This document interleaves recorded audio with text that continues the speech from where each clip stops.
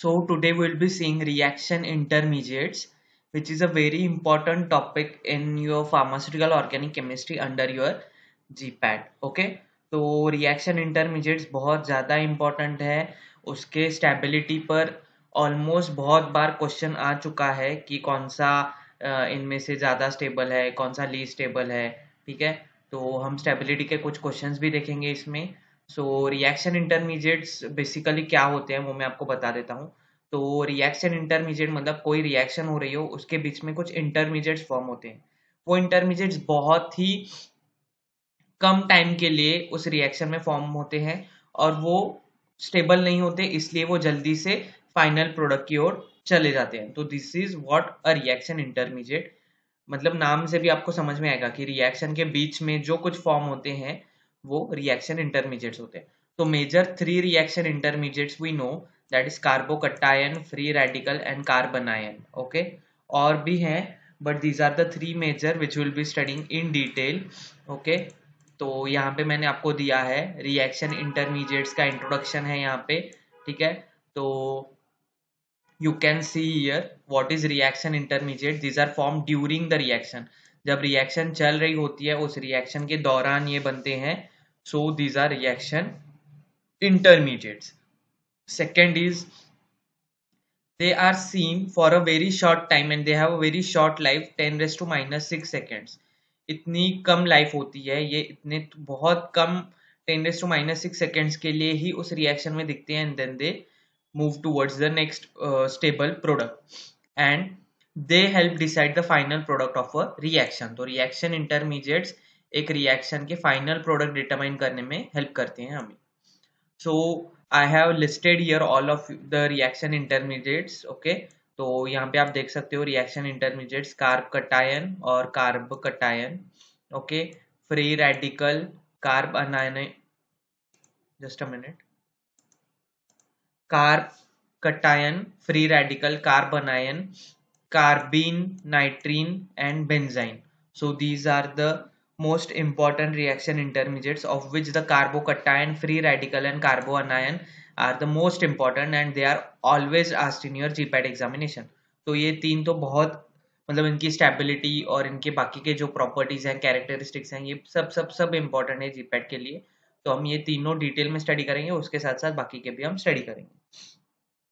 So this is about the reaction intermediates, the basic introduction. reaction intermediate होता क्या है और कौन से reaction intermediate है. Okay, so कार्बोकटायन क्या है, जिनके पास पॉजिटिव चार्ज होता है. Free radical, these are neutral. Okay, and कार्बोनायन with negative charge. ठीक है, इतना आप ध्यान में रखो. अब हम फर्स्ट कार्बोकटायन से स्टार्ट करेंगे.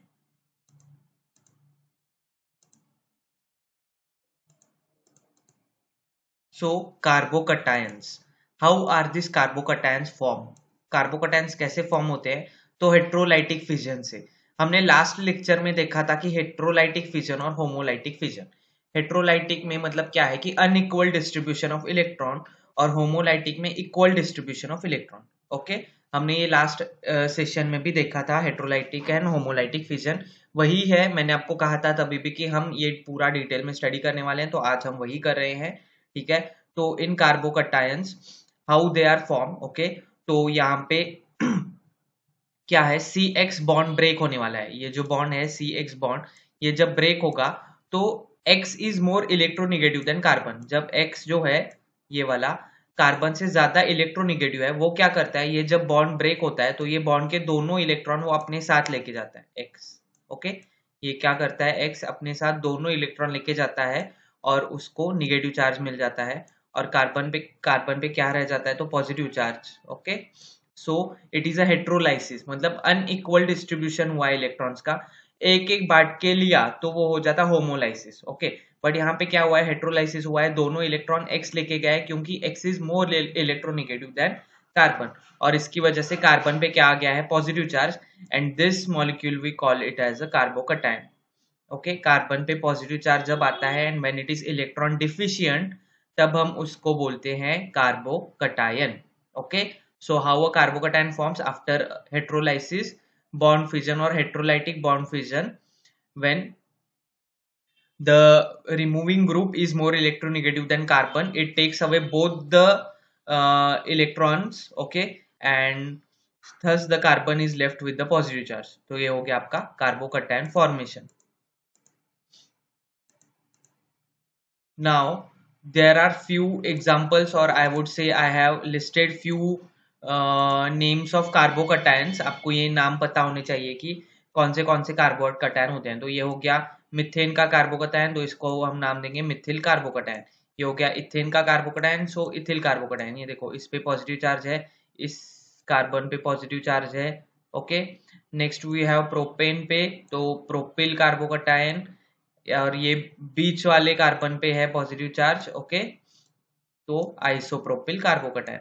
तो बस जो चेन है उसका नाम लिखना है, उसके आगे कार्बोकैटायन लिखना है. ठीक है, तो ये आपके कुछ टाइप्स और एग्जांपल्स ऑफ कार्बोकैटायन हो गए. Mithil carbocation, ethyl carbocation, propyl carbocation, isopropyl carbocation. Next is tertiary butyl carbocation. Tertiary मतलब इस कार्बन पे 1 2 3 और कार्बन अटैच्ड हैं. सो टर्शरी ब्यूटिल, कितने टोटल कार्बन है, 1 2 3 4. टर्शरी ब्यूटिल कार्बोकैटायन, इस पे पॉजिटिव चार्ज है. Okay, next is allyl carbocation. Now what is allyl carbocation? जब कोई डबल बॉन्ड होता है, उसके एडजेसेंट अगर कोई चार्ज हो या कुछ ग्रुप हो या फंक्शनल ग्रुप हो, इस पोजीशन को क्या बोलते हैं, अलाइल पोजीशन बोलते हैं, डबल बॉन्ड के एडजेसेंट वाली को. ठीक है, तो यहाँ पे अलाइल पोजीशन पे क्या है, पॉजिटिव चार्ज है. सो this is a allyl carbocation. Next is vinyl carbocation. Vinyl carbocation मतलब क्या, यहाँ पे आप देख रहे हो डबल बॉन्ड है, डबल बॉन्ड वाले कार्बन पे ही चार्ज है, इसलिए this is a vinyl carbocation. Allyl adjacent वाले पे, विनाइल उसी पे ही है, डबल बॉन्ड वाले कार्बन पे. तो ये कुछ एग्जांपल्स है, मैंने जस्ट यहाँ पे आपको पता चले कि what is basically a carbocation, इसलिए. Okay, now characteristics of carbocation. तो कार्बोकैटायन के कैरेक्टरिस्टिक्स हम यहाँ पे डिस्कस करने वाले हैं. तो first characteristic is 6 electron in the valence shell, so these are electron deficient, so are known as electrophiles. अब देखो यहाँ पे क्या कहा है इन्होंने कि इसके लास्ट शेल में 6 इलेक्ट्रॉन्स हैं, या इसकी वैलेंसी 6 इलेक्ट्रॉन्स हो जाती है, और स्टेबिलिटी के लिए एटलीस्ट 8 इलेक्ट्रॉन्स होने चाहिए. अब ये 6 इलेक्ट्रॉन्स कैसे हैं, आप यहाँ पे देखिए, ब्लू बॉक्स में देखिए, यहाँ पे मैंने यहाँ पे कार्बोकैटायन ड्रॉ किया है. ठीक है, अब यहाँ पे ये बॉन्ड मतलब यहाँ पे 2 इलेक्ट्रॉन 2 इलेक्ट्रॉन 2 इलेक्ट्रॉन, ये कितने हो गए, टोटल 6 इलेक्ट्रॉन्स हो गए. तो इसको और एक अगर बॉन्ड बनता, तो इसके टोटल 8 इलेक्ट्रॉन्स बन जाते. तो इसके सिर्फ क्या है, 6 इलेक्ट्रॉन्स हैं इसके पास, इसलिए क्या है, इसके ये इलेक्ट्रॉन डिफिशियंट है, क्योंकि इसके पास जो बॉन्ड बना हुआ था और वो इलेक्ट्रॉन कोई और लेके गया है, इसके पास इलेक्ट्रॉन की कमी है, इसलिए इसके पास पॉजिटिव चार्ज है, और इसलिए इनको इलेक्ट्रोफाइल्स बोलते हैं. No what are electrophiles? Electrophiles मतलब electron loving. Okay, so carbocations are electron loving, उनको इलेक्ट्रॉन चाहिए क्योंकि वो इलेक्ट्रॉन डिफिशिएंट है. Okay, so carbocations are electrophiles. Next आता है हाइब्रिडाइजेशन. हमने पिछले सेशन में देखा था हाइब्रिडाइजेशन. तो सब कार्बोकैटायन जो है वो sp2 हाइब्रिडाइज होते हैं, मतलब जो कार्बन जिसपे पॉजिटिव चार्ज है.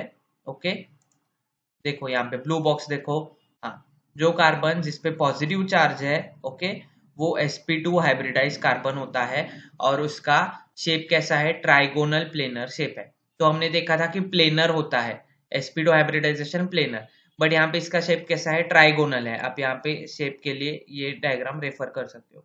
Okay, so this is a trigonal, और ये एक ही प्लेन में आता है, इसलिए ट्राइगोनल प्लेनर शेप होता है इस चार्ज वाले, पॉजिटिव चार्ज वाले कार्बन का. sp2 हाइब्रिडाइजेशन होता है, ध्यान में रखो. ओके, नेक्स्ट इज किन रिएक्शंस में ये कार्बोकैटायन हमें दिखता है, मतलब कौन सी ऐसी रिएक्शंस हैं जिसमें we can see this carbocation. तो first reaction is elimination reaction E1. आपने सुना होगा ये रिएक्शन 11th-12th में, फिर उसके बाद आपने आपके बैचलर्स फर्स्ट सेकेंड ईयर में पढ़ी भी होगी E1 रिएक्शन. डोंट वरी, हम E1 E2 पे भी सेशन लेने वाले हैं, और SN1 SN2 रिएक्शन भी सेशन, इसके ऊपर भी सेशन लेने वाले हैं. आफ्टर दिस रिएक्शन इंटरमीडिएट हम E1 E2 SN1 SN2 cover करेंगे. ठीक है, तो कार्बोकैटायन हमें E1 रिएक्शन में दिखता है। उसके बाद इलेक्ट्रोफिलिक एडिशन रिएक्शंस में दिखता है कार्बोकैटायन, और सब्स्टिट्यूशन SN1 रिएक्शन में भी दिखता है।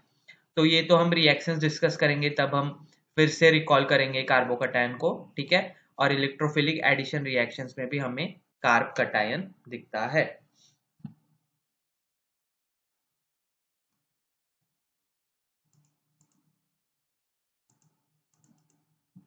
Now stability of carbocation, the most important point here. Okay, stability in the sense क्या कि कौन सा स्ट्रक्चर कार्बोकैटायन का ज्यादा स्टेबल है, कौन सा स्ट्रक्चर लीस्ट स्टेबल है, और इस पे ही जीपैट के एमसीक्यूज आते हैं, बहुत बार आ चुके हैं। एटलीस्ट एक एमसीक्यू भी आ गया तो आप समझ लो कि आपके 4 मार्क्स वहां पे आपके बन गए, ठीक है। और 4 मार्क्स एक एमसीक्यू के, मतलब आप देखो आपका 4 मार्क्स से कहाँ आपका रैंक चेंज हो सकता है, ठीक है। So it is very important to get a best rank in your GPAT examination. तो each and every mark is very important. और एक क्वेश्चन 4 मार्क्स का है तो देखो आप, मतलब 4 times your score get increases and you just scroll up to the best of the rank you can get. Okay, बस यही है कि you have to prepare your own self. हम आपको गाइडेंस देंगे, हम आपको सही रास्ता दिखाएंगे कि आपको कैसे करना है पढ़ाई, क्या करना है, कैसे करना है, कौन से बुक रेफर करने हैं। बट पढ़ाई करना वो आपके हाथ में है, ठीक है। आपके एफर्ट्स, आपके हार्डवर्क ही आपको जीपैट क्वालिफाई करवाएंगे। आपके पेरेंट्स, आपके टीचर्स, हम कोई भी आपको बैठ के वहां पे नहीं करवाएगा एग्जाम, है ना। वो आपको ही करनी है, पढ़ाई आपको ही करनी है। हम आपको गाइडेंस दे रहे हैं कि how to prepare for GPAT, क्या चीजें हैं जिसको आप ज्यादा फोकस करोगे, मतलब क्वालिफाई तो आप हो ही जाओगे, है ना। उसके बाद जो आता है, मतलब आई कैन सी कि अगर आप सिस्टमेटिकली स्टडी करोगे ना, और जैसे जैसे हम बोलते जा रहे हैं हमको वैसे वैसे अगर आप स्टडी कर रहे हो, तो आई कैन से कि आप सब क्वालिफाई हो जाएगा। बट उसके साथ साथ you will get a good rank as well, but you have to make efforts, you have to work hard, ठीक है। तो हार्ड वर्क, एफर्ट्स बहुत ज्यादा इंपॉर्टेंट है जीपैट में। ये मत सोचना कि मैंने बहुत पढ़ाई की है, मेरे को सब आता है, मेरे को सब आता है, नहीं। जब तक आप हार्ड वर्क नहीं करोगे you won't get qualified in GPAT. I am repeating, hard work से ही जीपैट होता है, स्मार्ट वर्क से नहीं, ठीक है। ऐसा है वैसा है, मैं दे लूंगा, 4 ही तो ऑप्शन है, नहीं। पढ़ाई बहुत इंपॉर्टेंट है। And the next thing is reading, reading your reference books. आप जीपैट के नोट्स और एमसीक्यूज बाद में सॉल्व करें। जैसे कि मुझे कल या परसों आप में से किसी रोहन ने, आई थिंक सो, एक एमसीक्यू भेजा था। अरे बेटा रोहन, मेरे को क्या कहना है पता है आपको, कि एमसीक्यूज अभी सॉल्व मत करो, आप 3rd ईयर में हो। आप पहले पढ़ाई पे फोकस करो, पढ़ाई करो पूरी आपकी कंप्लीट करो। At the end MCQ solve करने होते हैं। एमसीक्यूज अगर आप अब सॉल्व करोगे तो आपका कॉन्फिडेंस 0 हो जाएगा, आप क्या बोलोगे, मुझे कुछ भी नहीं आता। Don't try to test your knowledge until and unless I say you, okay. अपनी नॉलेज को टेस्ट कर मत करो, बिल्कुल भी मत करो। कोई भी एमसीक्यू, कोई भी स्टूडेंट यहाँ पे कोई एमसीक्यू सॉल्व नहीं करेगा। अगर आप 3rd ईयर में हो, फाइनल ईयर में हो, I will inform you, GPAT के 10 या 15 दिन पहले आपको एमसीक्यू को हाथ लगाना है, उसके पहले आप एमसीक्यूज मत सॉल्व करें प्लीज। और अगर हम आपको टेस्ट सीरीज के कुछ एमसीक्यू भेज रहे हैं वो भी हम आपको बाद में ही भेजेंगे, अभी नहीं भेजेंगे, ठीक है। तो please please avoid testing your knowledge, okay. Knowledge अभी तक रोहन आपने कलेक्ट की नहीं है और आप अपनी नॉलेज टेस्ट करने चले हो, तो this is very wrong pattern of education और स्टडिंग। और ये आप बोलोगे हाँ मैंने 500 पेपर सॉल्व किए, 1000 क्वेश्चन अटेम्प्ट किए, अब तो मैं जीपैट हो जाऊंगा। हार्ड वर्क कहाँ करना है वो भी बहुत इंपॉर्टेंट है। हार्ड वर्क आप एमसीक्यू सॉल्व करने में डालोगे तो it is of no use.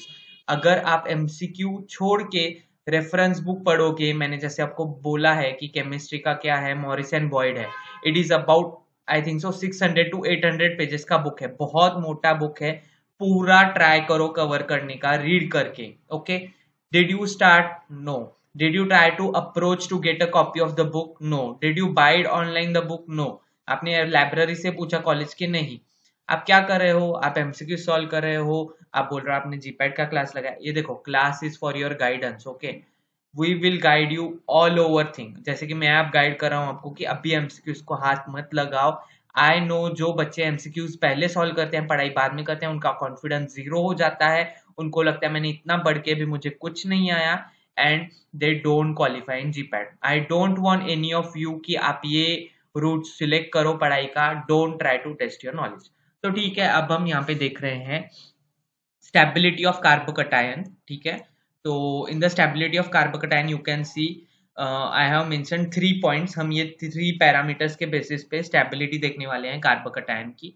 तो फर्स्ट इज रेजोनेंस और mesomeric effect, second is hyper conjugation and third is inductive effect. Okay, तो मैं तीनों इफेक्ट्स भी आपको, या तीनों प्रॉपर्टीज जो हैं ये तीनों भी आपको समझा दूंगा। और दूसरी बात, आप यहाँ पे कुछ देखोगे एरोज हैं। ओके, ये एरोज हैं, वी नहीं है, ये एरोज हैं। तो क्या है कि रेजोनेंस को सबसे ज्यादा इंपॉर्टेंस दी जाती है, फिर हाइपर कॉन्जुगेशन को, और फिर इंडक्टिव इफेक्ट को। स्टेबिलिटी स्टडीज में रेजोनेंस बहुत इंपॉर्टेंट है, फिर हाइपर कॉन्जुगेशन और फिर इंडक्टिव इफेक्ट। तो हम ये तीनों वन बाय वन ठीक है देखते हैं, पहले क्या है कैसा है। Okay, and then will see few examples related to the stability of carbocation. अब यहाँ पे जो है फर्स्ट आप देख रहे हो स्टेबिलिटी ऑफ कार्बोकटायन में, फर्स्ट यहाँ पे मैंने क्या किया है, तो यहाँ पे 4 मैंने एग्जांपल्स दिए हैं, और हम यहाँ पे हाइपर कॉन्जुगेशन और इंडक्टिव इफेक्ट देखेंगे, उसके बाद हम रेजोनेंस देखेंगे। तो फर्स्ट हम देखेंगे हाइपर कॉन्जुगेशन। नाउ फर्स्ट आप ये भी देख लो कि मैंने कौन से एग्जांपल दिए। ये है मिथिल कार्बोकटायन, ये है 1 डिग्री कार्बोकटायन। ओके, ये है 2 डिग्री कार्बोकटायन, ये है 3 डिग्री कार्बोकटायन। 3 डिग्री क्योंकि इसको 3 कार्बन अटैच है, यहाँ पे 2, यहाँ पे 1 कार्बन अटैच है, इस पे कोई भी कार्बन अटैच नहीं, कोई भी सब्स्टिट्यूट नहीं है, तो इसको 1 डिग्री मिथिल कार्बोकटायन बोलते हैं। तो यहाँ पे 4 एग्जांपल्स हैं कार्बोकटायन के। ओके, अब हम देखेंगे first point, that is hyper conjugation. 3 degree वाले कार्बोकटायन में you will see 9 alpha hydrogens. देखो ये कार्बोकटायन है, ये हो गया अल्फा कार्बन, ये भी हो गया अल्फा कार्बन, ये भी हो गया अल्फा कार्बन। चार्ज या कोई फंक्शनल ग्रुप के बाद वाले जो कार्बन होते हैं उसको हम अल्फा कार्बन बोलते हैं।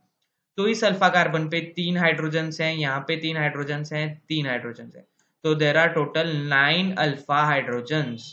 ओके, कितने हैं? 9 अल्फा हाइड्रोजन्स हैं। अब सेकेंड 2 डिग्री कार्बोकटायन में देखो, यहाँ पे 3, यहाँ पे 3। ओके, कितने हो गए? 6 alpha hydrogens. Okay, 6 alpha hydrogens on 2 degree carbocation. 1 degree carbocation में सिर्फ 3 हाइड्रोजन्स हैं अल्फा पोजीशन पे। ये अल्फा पोजीशन नहीं है, ये हाइड्रोजन सब्स्टिट्यूएंट है। अगर यहाँ पे कार्बन होता फिर हाइड्रोजन होता तो हम इसको अल्फा बोलते। ओके, तो यहाँ पे सिर्फ 3 अल्फा हाइड्रोजन्स हैं। ओके, 1 डिग्री पे, और मिथिल वाले पे 0 अल्फा हाइड्रोजन्स हैं, अल्फा पोजीशन पे 0 हाइड्रोजन्स हैं। तो जितना ज्यादा हाइपर कॉन्जुगेशन उतना ज्यादा वो स्टेबल स्ट्रक्चर।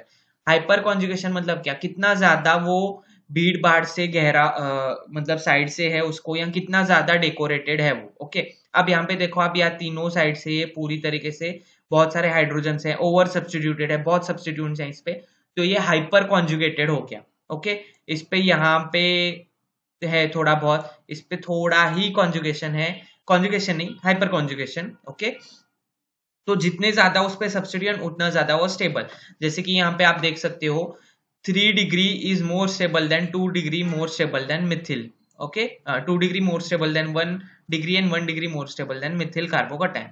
तो हाइपर कॉन्जुगेशन क्या कहता है? जितने ज्यादा अल्फा हाइड्रोजन उतना ज्यादा स्टेबल कार्बोकटायन। तो जैसे कि यहाँ पे 9 अल्फा हाइड्रोजन है, फिर 6, फिर 3 और 0, तो 9 अल्फा हाइड्रोजन वाला जो स्ट्रक्चर है वो सबसे ज्यादा स्टेबल होगा as per the hyperconjugation. Next is inductive effect.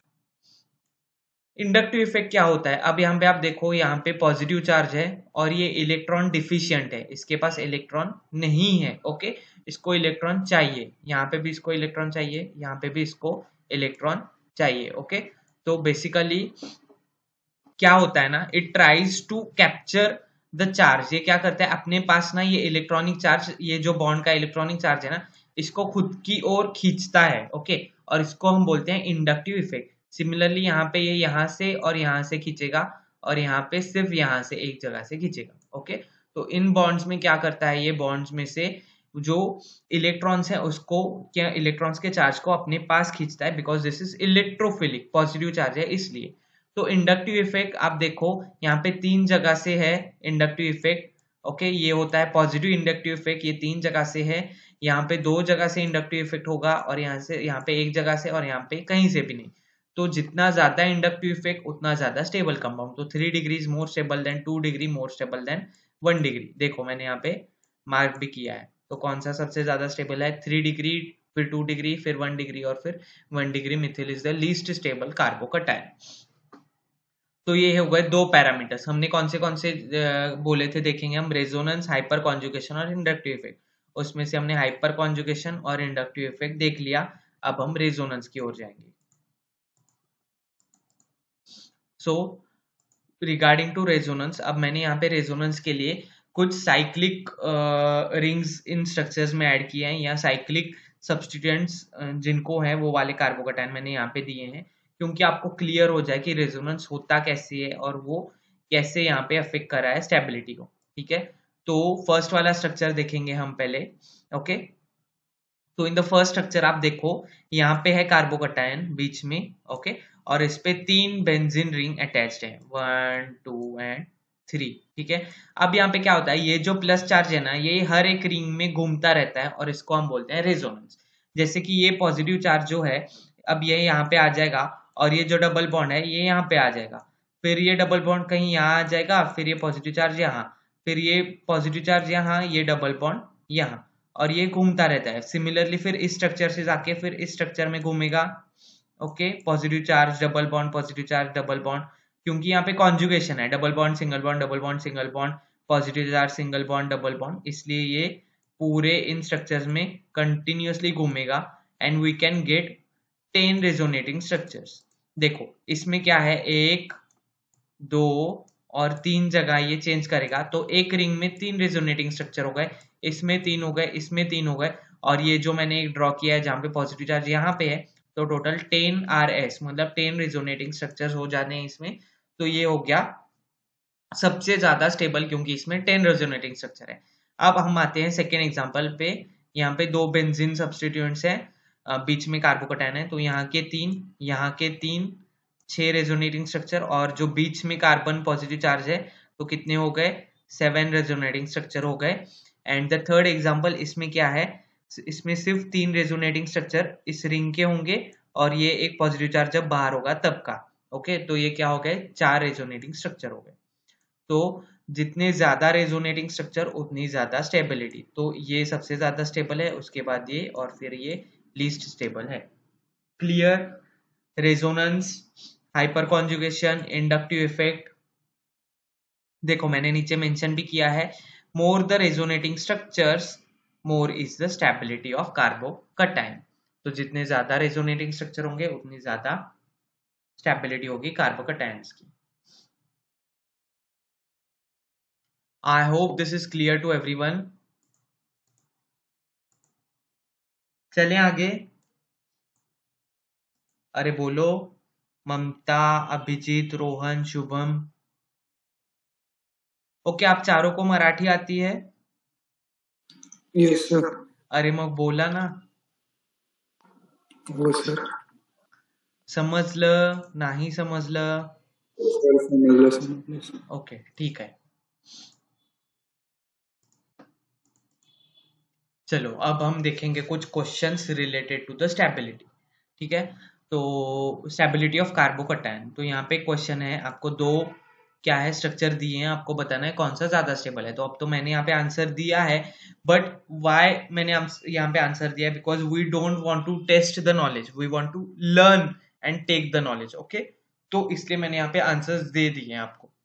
अब आप देखो यहाँ पे फर्स्ट वाले स्ट्रक्चर में क्या है, तो यहाँ पे क्या क्या आएगा, एक तो हाइपर कॉन्जुगेशन आएगा, यहाँ पे 3 अल्फा हाइड्रोजन है, यहाँ पे 3 अल्फा हाइड्रोजन है, मतलब कितने हो गए, 6 अल्फा हाइड्रोजन, और यहाँ से इंडक्टिव इफेक्ट भी आएगा। ठीक है, हाइपर कॉन्जुगेशन भी है और पॉजिटिव इंडक्टिव इफेक्ट भी है यहाँ पे। अब ये वाला स्ट्रक्चर देखो, इसमें क्या है, इसमें आप देखोगे पॉजिटिव चार्ज है, उसके बाद आपको एक सिंगल बॉन्ड दिखेगा, उसके बाद लोन पेयर ऑफ इलेक्ट्रॉन्स दिखेंगे। ओके, तो ये क्या हो गया, कॉन्जुगेशन हो गया। जैसे कॉन्जुगेशन हम बोल रहे हैं single bond double bond, single bond double bond, single bond, या फिर single bond double bond, positive charge negative charge, lone pair. तो ये जब अल्टरनेट आते हैं तब हम उसको क्या बोलते हैं, वो कॉन्जुगेटेड स्ट्रक्चर होता है। तो यहाँ पे क्या है, हम कॉन्जुगेशन देख रहे हैं, पॉजिटिव चार्ज है, सिग्मा बॉन्ड है और लोन पेयर ऑफ इलेक्ट्रॉन। तो ये क्या हो गया, कॉन्जुगेशन हो गया। और जहां पे कॉन्जुगेशन होता है वहां पे रेजोनेंस होता है। मतलब क्या होगा कि ये पॉजिटिव चार्ज यहाँ पे घूमेगा, फिर यहाँ पे डबल बॉन्ड होगा, फिर यहाँ पे घूमेगा, तो यहाँ पे रेजोनेटिंग स्ट्रक्चर्स फॉर्म होंगे। और रेजोनेटिंग स्ट्रक्चर्स फॉर्म होने की वजह से इस कंपाउंड में रेजोनेंस होगा। और हमने जैसे देखा कि रेजोनेंस सबसे ज्यादा इंपॉर्टेंट है, तो जिस कंपाउंड में रेजोनेंस होता है वो कंपाउंड ज्यादा स्टेबल होता है। तो this compound, the compound we can say, अगर ये ए है ये बी है, तो compound B is more stable than compound A, because यहाँ पे रेजोनेंस हो रहा है। ओके, प्लस इसमें अगर आप ये भी देखो तो यहाँ पे क्या है, हाइपर कॉन्जुगेशन है, 3 अल्फा कार्बन है और इंडक्टिव इफेक्ट भी है थोड़ा बहुत, बट रेजोनेंस की वजह से ये सबसे ज्यादा स्टेबल है। और इसमें रेजोनेंस ना होने की वजह से हाइपर कॉन्जुगेशन, इंडक्टिव इफेक्ट सिर्फ है, इसलिए ये कम स्टेबल है। तो ये हो गया आपका first example. Now the next example is I have mentioned, okay ये डबल बॉन्ड है, डबल हो गया है ये, हाँ समझा। तो अब देखो, हम इनको पहले ए और बी नाम दे देते हैं, कंफ्यूजन नहीं होना चाहिए। ओके, सो ए वाले में देखो आप क्या है कि यहाँ पे कॉन्जुगेशन है, single bond double bond alternate आया है। ओके, और यहाँ पे पॉजिटिव चार्ज, मतलब कैसा है, positive single bond double bond, तो अल्टरनेट चीजें आ रही हैं। तो ये पॉजिटिव यहाँ पे आएगा, यहाँ पे आएगा, फिर ये डबल बॉन्ड होगा, ये सिंगल बॉन्ड होगा, तो ऐसे ये चार्ज इस पूरे स्ट्रक्चर में घूमता रहेगा। तो इधर आपको क्या दिखेगा, इधर आपको दिखेगा रेजोनेंस बिकॉज ऑफ कॉन्जुगेशन, तो दिस कंपाउंड शोज रेजोनेंस। अब ये वाला कंपाउंड देखते हैं, कंपाउंड बी। इसमें क्या है देखो, बीच वाले में पॉजिटिव चार्ज है, मतलब ये वाला कार्बन जो है ये कार्बोकटायन है, और इसको यहाँ पे 3 अल्फा हाइड्रोजन, यहाँ पे 3 अल्फा हाइड्रोजन, थोड़ा बहुत इंडक्टिव इफेक्ट यहाँ से, थोड़ा यहाँ से, तो 6 alpha hydrogen and inductive effect है यहाँ पे। यहाँ पे रेजोनेंस नहीं है, इसलिए structure A is more stable than structure B. Clear, क्योंकि यहाँ पे क्या है, रेजोनेंस है। तो जहां पे रेजोनेटिंग स्ट्रक्चर्स होते हैं वहां पे स्टेबिलिटी ज्यादा होती है। इसलिए मैंने स्टार्टिंग में बोला था आपको कि रेजोनेंस, ये देखो ये वाली स्लाइड जब हम देख रहे थे, रेजोनेंस को ज्यादा इंपॉर्टेंस है, उसके बाद हाइपर कॉन्जुगेशन को इंपॉर्टेंस है, और लास्ट में इंडक्टिव इफेक्ट को। ठीक है, तो इसलिए as per the importance resonance वाले स्ट्रक्चर ज्यादा स्टेबल होते हैं। अब यहाँ पे है स्टेबिलिटी ऑर्डर ऑफ कार्बोकटायन। तो what is stability order of carbocation, let me clarify you. तो ये एक स्टैंडर्ड, आप बोल सकते हो कि स्टेबिलिटी ऑर्डर दिया गया है कुछ कंपाउंड्स का, जिसके हिसाब से आपको पता चले कि कौन से कार्बोकटायन सबसे ज्यादा स्टेबल है, कौन से कार्बोकटायन लीस्ट स्टेबल है। ओके ओके, कैन यू सी। अब यहाँ पे क्या है, पीएच मतलब phenyl ring. Okay, benzene ring जो होती है फिनिल रिंग अटैच, वो पीएच है। तो हम क्या करेंगे, हम ना ये स्ट्रक्चर थोड़े बहुत ड्रॉ करने की कोशिश करेंगे, मतलब आपको समझ में आएगा। कार्बन है यहाँ पे एक बेंजीन रिंग, यहाँ पे एक बेंजीन रिंग, और यहाँ पे एक बेंजीन रिंग, ऐसे 3 बेंजीन रिंग है। ओके, आई होप आप समझ रहे हो। ठीक है, तो ये कंपाउंड क्या है, सबसे ज्यादा स्टेबल है, क्योंकि यहाँ पे 10 रेजोनेटिंग स्ट्रक्चर हो रहे हैं। ओके, और this is the most stable carbocation, तो ये सबसे ज्यादा स्टेबल है। उसके बाद कौन सा है, PH2CH, मतलब क्या, 2 बेंजीन रिंग है। हम क्या करेंगे, अब 2 बेंजीन रिंग है, और क्या है इस कंपाउंड में, एक हाइड्रोजन है, तो ये हो गया इससे थोड़ा कम स्टेबल। उसके बाद क्या है, CH3 थ्राइस, और फिर PHCH2। अब यहाँ पे आप देखो, कुछ तो आपको गलत दिखेगा, या कुछ तो अलग दिखेगा, या कुछ तो एक्सेप्शनल दिखेगा। क्या है देखो, पहले था 3 बेंजीन रिंग वाला स्टेबल, फिर 2 बेंजीन रिंग वाला, फिर एक बेंजीन रिंग वाला आना चाहिए था, बट उसके पहले कौन सा स्टेबल है, तो ये वाला कंपाउंड, कौन सा, C पे 3 CH3 है, CH3 और CH3, ये वाला कंपाउंड ज्यादा स्टेबल है इस वाले कंपाउंड से। कौन सा वाला, ये वाला, आप देखो मैंने यहाँ पे ड्रॉ किया इस वाले में। ओके, यहाँ पे क्या है, CH2 है। ओके, तो ये वाला और ये वाला कंपाउंड, इन दोनों में ये ज्यादा स्टेबल है। ओके, ये वाला ज्यादा स्टेबल है, फिर बेंजीन वगैरह स्टेबल है। अब ऐसा क्यों, देखो हम तो बोल रहे हैं कि जिसमें रेजोनेंस है वो स्टेबल है, तो यहाँ पे तो रेजोनेंस नहीं है, फिर भी हम बोल रहे हैं ये ज्यादा स्टेबल है, और जिसमें रेजोनेंस है इसमें कम है। ये प्रैक्टिकली जब इन्होंने ये कंपाउंड बनाए थे, तो प्रैक्टिकली ये कंपाउंड ज्यादा देर स्टेबल था, इसलिए इन्होंने इसको ज्यादा स्टेबल बोला और ये उससे कम स्टेबल बोला, बेंजीन रिंग वाला। ठीक है, तो ये एक एक्सेप्शन है, ध्यान में रखो। ओके, सब लोग, यहाँ पे बहुत कंफ्यूजन होता है स्टूडेंट्स का, और मैं जैसे आपको फर्स्ट लेक्चर से बोल रहा हूँ, जहां पे आपका एक्सेप्शन वहां पे आपका जीपैट का क्वेश्चन। या फिर हम ऐसे बोल सकते हैं, अगर जीपैट की कोई टैगलाइन होती, ओके, मतलब जीपैट एग्जामिनेशन की कोई टैगलाइन होती, तो वो होता GPAT exception where your question is. Okay, तो मतलब जहां एक्सेप्शन वहां पे आपके क्वेश्चन जीपैट के। तो यहाँ पे एक एक्सेप्शन है, प्रैक्टिकली क्या प्रूवन है कि ये वाला कंपाउंड जिसमें 9 अल्फा हाइड्रोजन है, ये ज्यादा स्टेबल है इस कंपाउंड से जिसमें एक फिनिल रिंग है और जिसमें रेजोनेंस है।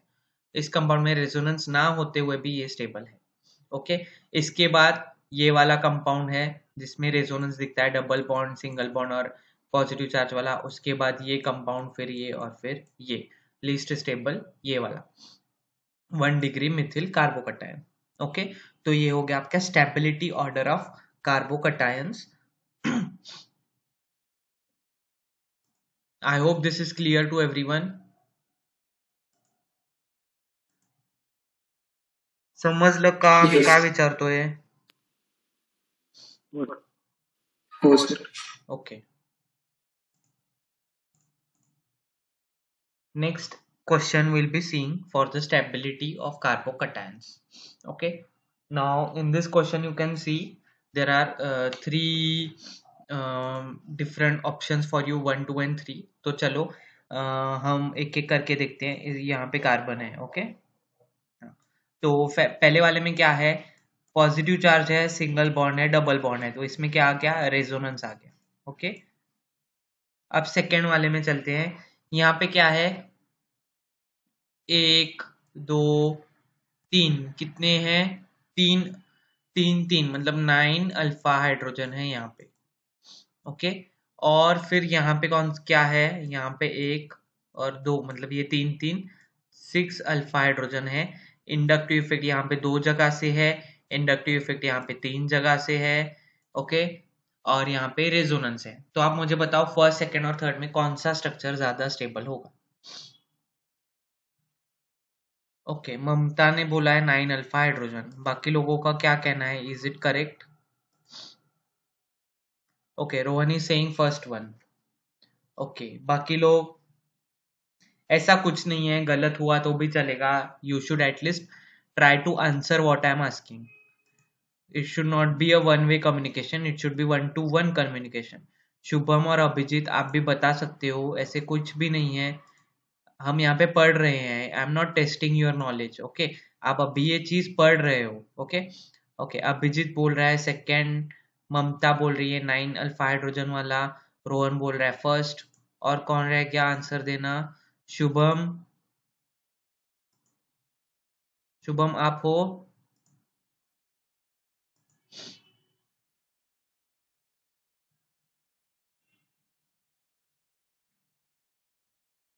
शुभम, ठीक है, चलो जाने दो। तो basically the correct answer is the second one is more stable. Okay, so Rohan, your answer is only incorrect, बाकी ममता और अभिजीत का आंसर करेक्ट है, सेकेंड वाला ज्यादा स्टेबल है। क्यों? क्योंकि अभी हमने स्टेबिलिटी ऑर्डर देखा, और स्टेबिलिटी ऑर्डर में हमने देखा कि ये तो एक सिंगल फिनिल सब्स्टिट्यूशन वाले से भी ज्यादा स्टेबल है। ओके, और उसी स्टेबिलिटी ऑर्डर में ये तीनों स्ट्रक्चर भी थे। ओके, तो second is more stable than first, and उसके बाद थर्ड, मतलब सेकेंड फिर फर्स्ट और उसके बाद फिर आपका थर्ड। ओके, समझा आपको? क्लियर? ये देखो अभी हमने स्टेबिलिटी ऑर्डर Yes. देखा था,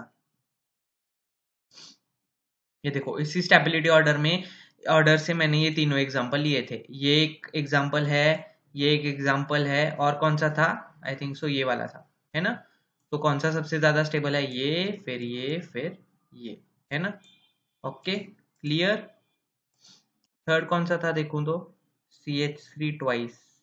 ओके ओके, ये वाला था, मतलब ये एग्जाम्पल लिया था, ये लिया था और ये लिया था। अब तो यहाँ पे एरो वाइज ही मैंने दिया है, सबसे ज्यादा स्टेबल ये है, फिर ये है और फिर ये है। ओके तो स्टेबिलिटी ऑर्डर ऑफ कार्बोकैटायन हम देख रहे हैं, ये होगा स्टेबिलिटी ऑर्डर कार्बोकैटायंस का। So second is more stable than first and then third.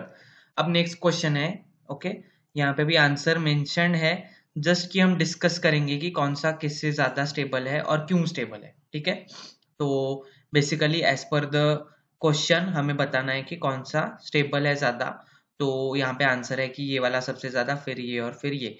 Okay हम पहले इनको नंबरिंग दे देंगे 1 2 एंड 3। ओके अब क्यों सर वो हम स्क्रीन नहीं दिख रही, हाँ स्क्रीन नहीं दिख रही, स्क्रीन दिख नहीं रही। सिर्फ आपको कि सबको? Mamta, Abhijit, Shubham, can you see the screen? Yes sir. Yes sir. Rohan आपका नेटवर्क कनेक्शन देखो एक बार, है ना?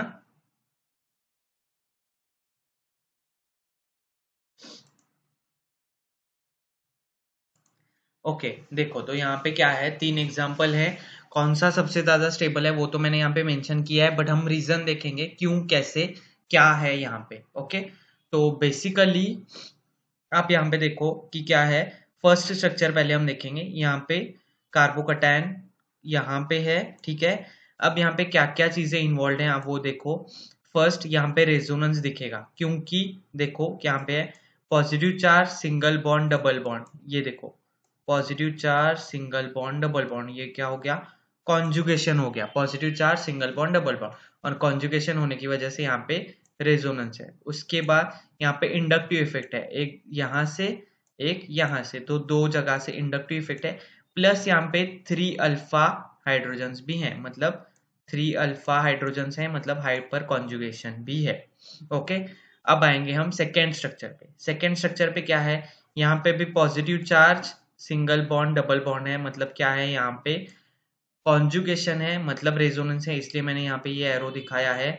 यहाँ पे भी यही एरो दिखाया था, क्योंकि यहाँ पे रेजोनेंस होगा, रेजोनेटिंग स्ट्रक्चर फॉर्म होंगे, तो ये हो गया कॉन्जुगेशन, मतलब यहाँ पे रेजोनेंस है। उसके बाद इसको एक जगह से क्या है, इंडक्टिव इफेक्ट है, और यहाँ पे कोई अल्फा हाइड्रोजन नहीं है, इसलिए यहाँ पे हाइपर कॉन्जुगेशन नहीं है। अब आएंगे हम थर्ड स्ट्रक्चर पे, यहाँ पे सिर्फ दो जगह से क्या है, यहाँ पे सिर्फ दो जगह से क्या है, आप देख रहे हो कि इंडक्टिव इफेक्ट है, ना ही हाइपर कॉन्जुगेशन है और ना ही रेजोनेंस है। तो क्या हो गया, ये वाला सबसे ज्यादा स्टेबल होगा, क्योंकि यहाँ पे hyper conjugation, resonance, inductive effect है, यहाँ पे रेजोनेंस और इंडक्टिव इफेक्ट है, और यहाँ पे क्या है, सिर्फ इंडक्टिव इफेक्ट है। So the structure this one is the most stable. अब देखो आप तीनों स्ट्रक्चर अगर देखोगे ना, तो ज्यादा कुछ फर्क नहीं है, सिर्फ यहाँ पे एक डबल बॉन्ड का फर्क है और यहाँ पे एक अटैचमेंट का फर्क है। तो ये तो मैंने एरोज ड्रॉ किए हैं, इसलिए आपको थोड़ा लग रहा है, बट क्वेश्चन में कैसे है ना, एकदम आपको प्लेन स्ट्रक्चर्स दिखते हैं, तो स्टूडेंट्स डर जाते हैं, अरे तीनों सर स्ट्रक्चर तो ऑलमोस्ट। यस सर वो एक बार फिर से बताओ ना, ये स्ट्रक्चर का इशू था। कौन क्या बोल रहे हो? सर इस समजलं नाही म्हणले तर परत सांगा मध्ये इशू होता। ओके ठीक है, देखो यहाँ पे क्या है, स्ट्रक्चर 1 स्ट्रक्चर 2 स्ट्रक्चर 3, हम इनको नाम दे देंगे स्ट्रक्चर 1 स्ट्रक्चर 2 स्ट्रक्चर 3, ठीक है। अब इन तीनों स्ट्रक्चर में क्या है, आप देखो फर्स्ट वाले स्ट्रक्चर में यहाँ पे कॉन्जुगेशन होने की वजह से यहाँ पे रेजोनेंस है। कॉन्जुगेशन कैसे है, positive charge single bond and double bond. Okay तो यहाँ पे हो गया रेजोनेंस हो गया, उसके बाद यहाँ पे दो जगह से इंडक्टिव इफेक्ट है, यहाँ से और यहाँ से। ओके सो रेजोनेंस है, दो इंडक्टिव इफेक्ट है, प्लस यहाँ पे 3 अल्फा हाइड्रोजन्स भी हैं ये वाले। ओके अब सेकेंड स्ट्रक्चर पे आएंगे, यहाँ पे भी सेम है, कॉन्जुगेशन है, positive charge single bond double bond, तो यहाँ पे रेजोनेंस होगा। फिर यहाँ पे एक जगह से क्या है, इंडक्टिव इफेक्ट भी है, तो ये हो गया इंडक्टिव इफेक्ट, यहाँ पे कोई हाइपर कॉन्जुगेशन नहीं है। और अब हम आएंगे थर्ड इस पे एग्जाम्पल पे, इस पे क्या है, दो जगह से सिर्फ इंडक्टिव इफेक्ट है, ना ही हाइपर कॉन्जुगेशन है, ना ही रेजोनेंस है। ओके, तो यहाँ पे रेजोनेंस हाइपर कॉन्जुगेशन और इंडक्टिव इफेक्ट होने की वजह से ये सबसे ज्यादा स्टेबल है। फिर सेकेंड वाले में क्या है, रेजोनेंस है और इंडक्टिव इफेक्ट है, ये स्टेबल है। और उसके बाद लीस्ट स्टेबल थर्ड ऑप्शन है आपका, क्योंकि उसमें सिर्फ 2 इंडक्टिव इफेक्ट है। ओके, सो यहाँ पे resonance, inductive effect, hyper conjugation होने की वजह से ये सबसे ज्यादा स्टेबल है। अब देखो कि ये तीनों एग्जांपल ऑलमोस्ट क्लोजली रिलेटेड है। अब तो मैंने यहाँ पे एरोज ड्रॉ किए हैं, इसलिए आपको लग रहा है कि ये थोड़े अलग हैं। अब जैसे मैंने यहाँ से एरोज हटा लिए, ओके, यहाँ पे C हो गया, यहाँ पे CH3 लिख दिया मैंने, और यहाँ पे एक डबल बॉन्ड। उसके बाद मैंने दूसरा एग्जाम्पल ड्रॉ किया, इसमें भी क्या है, यहाँ पे C होगा और यहाँ पे H, और तीसरा मैंने ड्रॉ किया। तीनों ऑलमोस्ट आपको मतलब ऐसे सिमिलर ही दिखेंगे। और ऐसे क्वेश्चंस जब आते हैं ना, स्टूडेंट डर जाते हैं, अरे यार क्या डिफिकल्ट स्ट्रक्चर्स हैं, इसमें मुझे क्या समझेगा। तो नहीं, एक्चुअली ना ये क्वेश्चंस बहुत इजी होते हैं, स्ट्रक्चर देख के ही स्टूडेंट डर जाते हैं। You don't have to be, क्योंकि क्या है, आपको हम गाइडेंस दे रहे हैं। जो स्टूडेंट्स जिनके पास गाइडेंस नहीं है वो तो डर जाएंगे, but you don't have to, because आपको पता है कि ये एग्जाम्पल्स को हमें कैसे सॉल्व करना है। ओके, तो ये हो गया आपका एक question.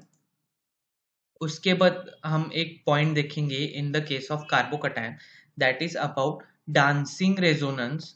Okay, now what is dancing resonance और ये क्या है कार्बोकैटायंस के केस में, मैं आपको बताता हूँ। एक क्या है, साइक्लोप्रोपेन है, ओके, 3 मेंबर्ड रिंग है जिस पर एक कार्बोकैटायन अटैच है। ओके, ये जो स्ट्रक्चर है ये बहुत ज्यादा स्टेबल होता है इन केस ऑफ कार्बोकैटायन। और ये मतलब इसको क्या माना जाता है इसमें, ये जो पॉजिटिव चार्ज है ये ना इस रिंग में घूमता रहता है। ओके, और इसकी वजह से इसको डांसिंग रेजोनेंस भी बोलते हैं। And just because of this, ये 3 मेंबर जो रिंग है with the carbocation attachment is the most stable carb. Okay, ये रिंग न्यूक्लियोफिलिसिटी यहाँ पे दिखाती है, और यहाँ पे क्या होता है, ये पॉजिटिव चार्ज इस रिंग में घूमता रहता है। Okay, it creates a ring nucleophilicity, and just because of this, this is the most stable carbocation. अब हम क्या करेंगे, हमारा जो स्टेबिलिटी वाला जो सीन था जिसमें हमने देखा कि 3 बेंजीन रिंग सब्स्टिट्यूटेड वाला कार्बोकैटायन सबसे स्टेबल है, अब हम उसमें कुछ चेंजेस करेंगे बेस्ड ऑन अवर ये न्यू नॉलेज, हमें ये जो नई नॉलेज मिली है जिसमें 3 मेंबर्ड रिंग वाला कार्बोकैटायन है। ठीक है, तो आप देखो, अब स्टेबिलिटी ऑर्डर रिवाइज किया मैंने।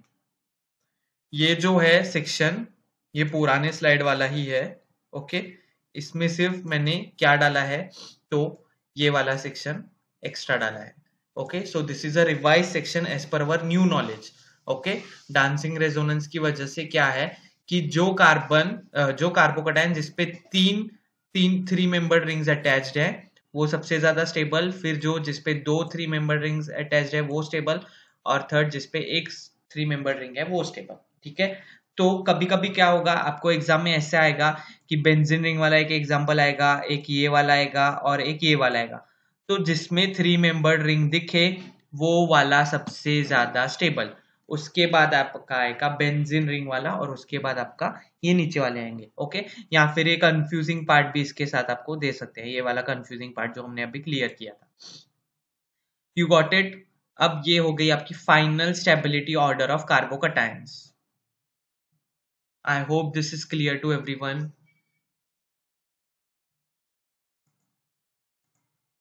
अरे बताओ।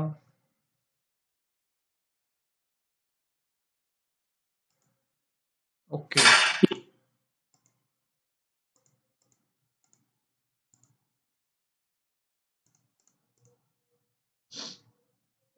अब हम नेक्स्ट एग्जांपल लेंगे। ओके, अब इस एग्जांपल में आप देखो क्या है कि हम हाइब्रिडाइजेशन के बेसिस पे देखने वाले हैं stability of the carbocation. Okay, अब हमने लास्ट सेशन में हाइब्रिडाइजेशन देखा था sp sp2 sp3, जिसमें सिंगल बॉन्ड होता है वो है sp3 हाइब्रिडाइज्ड। ओके, जिसमें डबल बॉन्ड वो sp2, और जिसमें ट्रिपल बॉन्ड वो sp हाइब्रिडाइज्ड। तो यहाँ पे मैंने तीनों का हाइब्रिडाइजेशन लिख दिया है। अब एज पर द रूल क्या है, तो मैंने रूल यहाँ पे मेंशन किया है, more the s character more is the electronegativity. जिस स्ट्रक्चर में सबसे ज्यादा s कैरेक्टर, उस स्ट्रक्चर में सबसे ज्यादा इलेक्ट्रोनिगेटिविटी होती है, और जिस स्ट्रक्चर में सबसे ज्यादा इलेक्ट्रोनिगेटिविटी होती है वो स्ट्रक्चर लीस्ट स्टेबल होता है। सी, जिसमें ज्यादा एस कैरेक्टर वो ज्यादा इलेक्ट्रोनिगेटिव, और जितना ज्यादा स्ट्रक्चर इलेक्ट्रोनिगेटिव उतना वो कम स्टेबल होता है। ओके, आप समझ रहे हो? ठीक है, हम ये एक मोर द एस स्ट्रक्चर, मैं यहाँ पे शॉर्ट में लिख रहा हूं, more the S structure it is directly proportional to more the electronegativity and less is the stability। Okay, clear? अब हम इन तीनों एग्जांपल्स को देखेंगे। ठीक है, इसमें एस कैरेक्टर कितना है फर्स्ट वाले में, अगर हम sp एटॉमिक ऑर्बिटल कंसीडर करें 100%, ओके, मतलब इसमें एक s और एक p है, तो 50% s कैरेक्टर है इसमें। ओके, 50% एस कैरेक्टर है, 50% पी कैरेक्टर है। ठीक है, sp वाले में। अब sp2 में क्या है, sp2 अगर हम 100% एटॉमिक ऑर्बिटल कंसीडर करें हैं, तो s कैरेक्टर 33%, 33.3% हम बोलेंगे, और p दो टाइम है, 2 टाइम्स है, तो वो 66% कुछ तो हो जाएगा अंदाज। ओके, और इसमें क्या है, sp3 है, मतलब अगर sp3 एटॉमिक ऑर्बिटल 100% है, तो उसको हम 4 पार्ट्स में डिवाइड करेंगे। ओके, तो 100 डिवाइड बाय 4 25, मतलब s is 25% and p is 75%। Okay, ये है 25%, ये है 75% इस एटॉमिक ऑर्बिटल में। इतना आपको क्लियर हो गया? ये चीज समझ में आ गई? Yes sir. हाँ, s कैरेक्टर कितना है, sp में 50% है, sp2 में 33.3% है, और sp3 में 25% है। अब हमारा रूल क्या कहता है, जितना ज्यादा s कैरेक्टर उतना ज्यादा इलेक्ट्रोनिगेटिविटी। मगर फिर इलेक्ट्रोनिगेटिविटी किस में सबसे ज्यादा होगी? इसमें, ऑब्वियसली। कौन से वाले में? इसमें। s कैरेक्टर किस में सबसे ज्यादा है? इसमें 50% है s कैरेक्टर, तो हो गया सबसे ज्यादा इलेक्ट्रोनिगेटिव। फिर ये हो गया उससे लेस इलेक्ट्रोनिगेटिव, और ये हो गया उससे लेस इलेक्ट्रोनिगेटिव। बट जितनी ज्यादा इलेक्ट्रोनिगेटिविटी उतनी कम स्टेबिलिटी। तो स्टेबल सबसे ज्यादा कौन सा हो गया? जिसमें कम एस कैरेक्टर है, मतलब ये, इसमें 25% एस कैरेक्टर है, तो दिस इज मोर स्टेबल।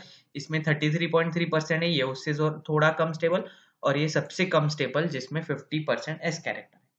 या फिर एक इजी हम कर सकते हैं कि more the S character least stable is the compound. ठीक है, इलेक्ट्रोनिगेटिविटी को हम अब हटा रहे हैं यहां से। ओके, जितना ज्यादा एस कैरेक्टर उतना कम स्टेबल कंपाउंड। अब आप देखो इसमें, या जितना कम एस कैरेक्टर उतना ज्यादा स्टेबल कंपाउंड। अब सबसे कम एस कैरेक्टर किस में है? इसमें 25%, तो ये सबसे ज्यादा स्टेबल। इसमें 33.3, तो ये उससे, और ये फिर 50%। क्लियर? समझा आपको ये? Yes, no?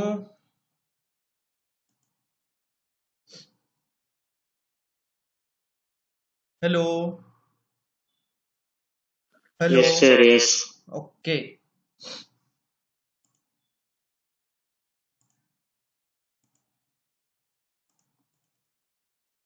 ठीक है, तो आज के लिए बस इतना ही। हम स्टॉप करेंगे, नेक्स्ट सेशन में हम फ्री रेडिकल और कार्बोकैटायन कंप्लीट करेंगे। ठीक है।